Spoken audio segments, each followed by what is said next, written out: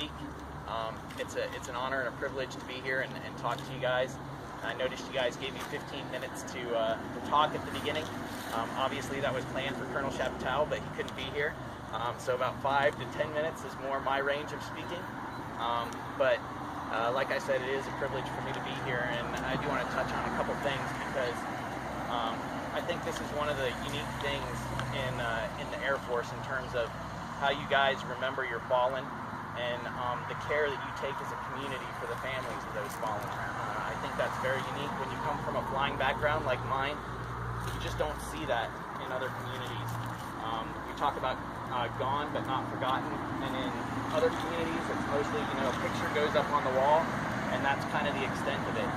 But you guys really practice what you preach in terms of gone but not forgotten, in memorializing your fallen and taking care of the families. And I think that's something unique to you guys that you guys do better than probably anybody else in the military. And it's a privilege to be a part of that.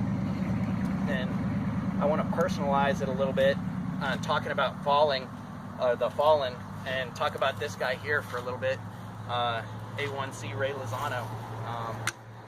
For those of you that know me, I was when I was a captain, I was an ALO in the 14th ASOS, and my timing was kind of perfect in terms of the War on Terror kicking off. So I got to the unit in 2001 and pretty much deployed very quickly after that.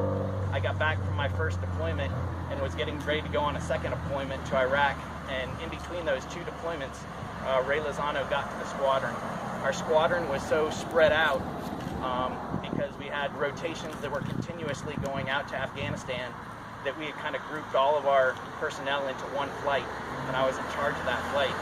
And when Ray Lozano got to the squadron, I remember something very specific, a very specific meeting about him. His first meeting with his flight commander, he came in, to talk to me and get an idea of the vector of what we were doing in the unit. And the first thing he said to me was, "Sir, I want to deploy." And I said, "Well, I got great news for you, because you're going to deploy. And we got a rotation that's going out the door in about 2 months, and so I need you to get your CMR done as quickly as you can, so that you can be on that rotation." And he was all about that. Really wanted to serve his country, and wanted to deploy. And that is the most specific thing that I remember about Ray, was that one meeting with him. I remember that overall he was a great airman, very dedicated to what he did, but I specifically remember that moment.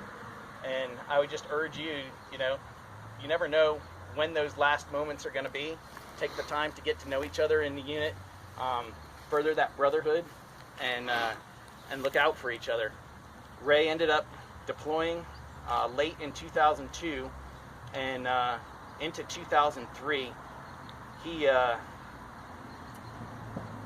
when he was deployed, and how he actually died, he was out on a convoy with the Army with his JTAC, and the convoy was ambushed, and his JTAC asked him to go get the 117 out of the Humvee, and so he stepped out of the vehicle. His JTAC was working on generating 9 lines to handle the ambush, and as he stepped around the side of the vehicle to get the 117, just a random bullet hit him in the neck, and he went down. He was out of the line of sight of his JTAC, and he bled out before his JTAC even knew what had happened. That really bothered his JTAC, that there was nothing that he could do about that as things went on. But it's just one of those things. You never know when those moments are going to come. So take advantage of the time that you have right now. Train up and be ready. And you guys may not believe it right now, but you are at the very tip of the spear in Europe. And if things keep going like they're going, and we actually end up in some sort of conflict, you definitely will be at the very tip of the spear. And I know you guys are ready, and Colonel Heinitz is leading you well. But don't take that lightly. You are at the tip of the spear of what's going on here, and I know we can count on you.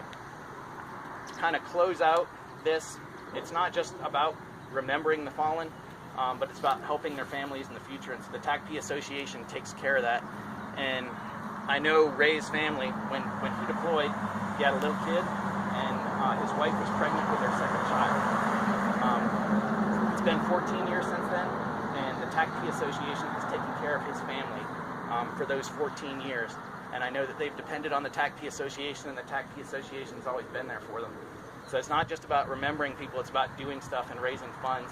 And the TACP Association can't do that without you guys contributing and anybody who's willing to contribute those funds. And the TACP Association is doing great things for you guys and your families. I know you probably know somebody that's benefited from the TACP Association. And it really is a privilege for me to be a part of you guys and to take part in something like this where you guys honor your fallen and take care of the families. So thanks for having me out. I hope you guys have a great run, and thanks. That's all I got.